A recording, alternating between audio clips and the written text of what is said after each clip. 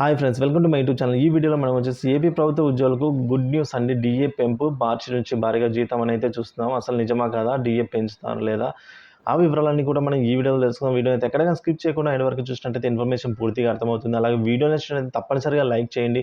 ఇంకా సబ్స్క్రైబ్ అవ్వాలైతే మన ఛానల్ వెంటనే సబ్స్క్రైబ్ చేసుకోవడం ద్వారా నేను చేసే లేటెస్ట్ అప్డేట్ న్యూస్ ఏవైతే ఏపీ ప్రభుత్వ ఉద్యోగం మరియు పెన్షన్లకు సంబంధించిన తాజా సమాచారం ఎప్పటికప్పుడైతే మీ వరకు రీచ్ అవుతుంది. ఇక వివరాలకైతే వెళ్ళిపోదాం.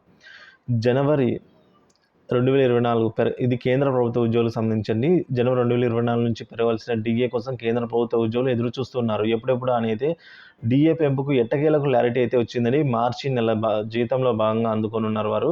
ఒకవైపు డిఏ పెంపు, మరోవైపు జీతంలో పెరుగుదల అయితే ఉంటుంది కాబట్టి మొత్తంగా అయితే ఎక్కువ మొత్తంలో అయితే జీతాలు రానున్నాయి. ఇక జనవరి ఫిబ్రవరి 2 నెలలకు అరియర్స్తో సహా అందుకోనుండడంతో ఒకేసారి భారీ మొత్తంలో అయితే క్రెడిట్ అవ్వబోతుందండి శాలరీస్.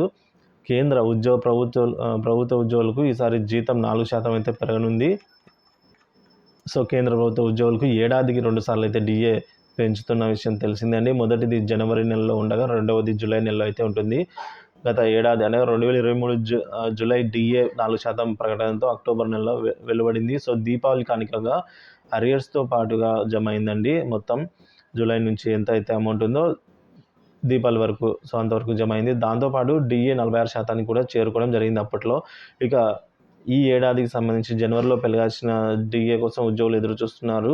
అలాగే ఏఐసిపిఐ ఇండెక్స్ ప్రకారం ఈసారి మరో 4% పెరగవచ్చు ఎప్పుడైనా అని అయితే ఎదురు చూస్తున్నారు. ఎప్పుడైనా కూడా ఈ డిఏ అనేది ప్రకటన రావచ్చు అని అయితే అనుకుంటున్నారండి. మార్చి నెలలో ఉంటుంది ప్రకటన అయితే అనే అధికారికంగా సమాచారం. ఇక అంటే మార్చి నెల జీతంతో పాటు 2 నెలల అరియర్స్ కూడా కలుపుకొని అందుకోనున్నారు. అంటే మార్చి నెల జీతం ఈసారి భారీగా అందనుంది.